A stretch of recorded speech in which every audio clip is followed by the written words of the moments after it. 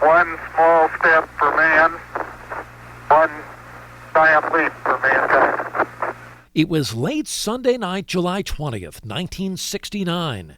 Those fuzzy gray and white images were watched live by 500 million people around the world. When you see a sunrise or a sunset in space, it is a glorious thing. Mark Brown of Beaver Creek, a former shuttle astronaut, remembers that night and all that went into the Apollo 11 mission. All engine running. He had just graduated from high school and watched it on TV with his family.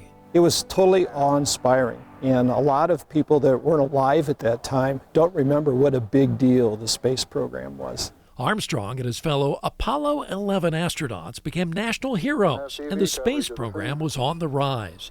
As a student, Brown even heard Armstrong speak at Purdue University. My perspective and my goals shifted a little bit from simply wanting to be a military pilot to maybe being an astronaut someday. Maybe that is an achievable goal. And Brown did it, making 2 shuttle flights, never forgetting the accomplishments of the astronauts who came before him, especially Apollo 11. The surface is fine and powdery.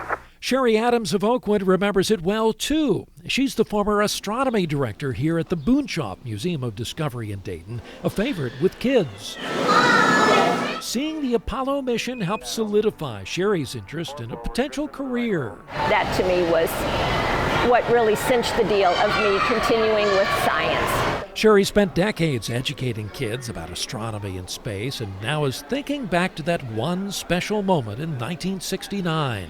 Not only did it connect people of the country, but it connected people of the world. In the years that followed the moonwalk, Armstrong left NASA and tried to stay out of the spotlight.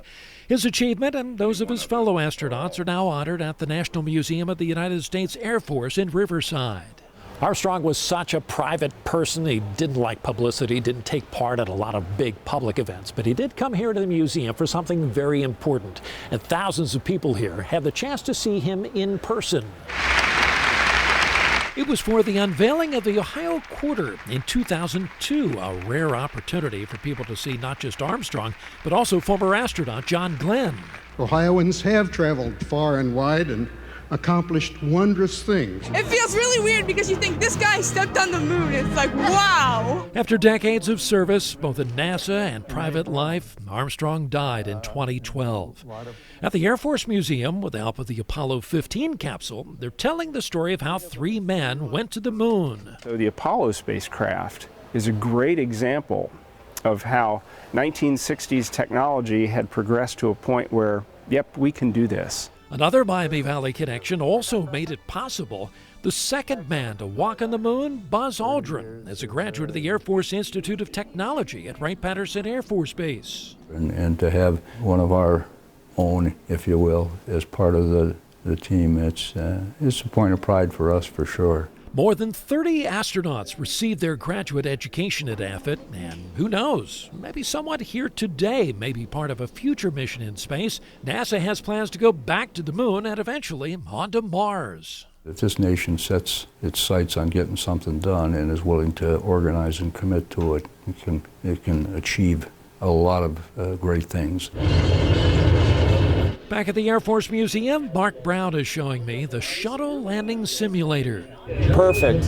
He guided me to a good landing with a lot of encouragement. And what does he think of NASA's future? He supports the return to the moon and a mission to Mars, although he says the U.S. may not go it alone. If you're going to do that, it needs to be an international effort where you share facilities, you share costs, you share people, and you make it a group effort. And perhaps someday, with Neil Armstrong in mind, an astronaut will take their own historic first step onto the surface of another planet. Jim Oddie, News Center 7.